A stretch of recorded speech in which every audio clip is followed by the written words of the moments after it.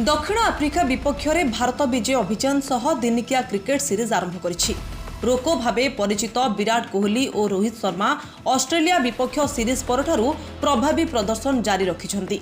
दक्षिण आफ्रिका को भारत हराइबा परे पुनर्बार ड्रेसिंग रूम रे कोच गौतम गंभीर एवं रोको मतभेद लागि रहितबा बोली रिपोर्ट प्रकाश पाइछि। प्रशंसक पूर्वतन खेलाड़ी और समीक्षक माने कोहली और रोहित को सपक्ष में जुक्ति बाढ़ुथिबारु गंभीर को अड़ुआ बढ़िछि। एबे बीसीसीआई कहा सपक्ष में रहिबो से नै द्वंद्व रहिछि। खूब शीघ्र बीसीसीआई एही दुई महान खेलाड़ी भविष्य संपर्क में चूड़ांत निष्पत्ति नेबा पई बैठक डकाइछि।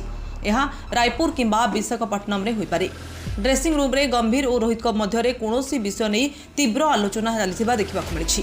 सेहीपरि भारत विजय हासिल करिबा परे कोहली ड्रेसिंग रूम जिबा बेलकु गंभीर को संपूर्ण भावे अणदेखा करथिले।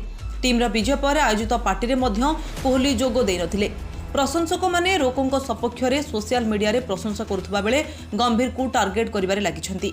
बीसीसीआई हस्तक्षेप पर स्थिति साधारण हेबो बोली आशा करा जाउछि।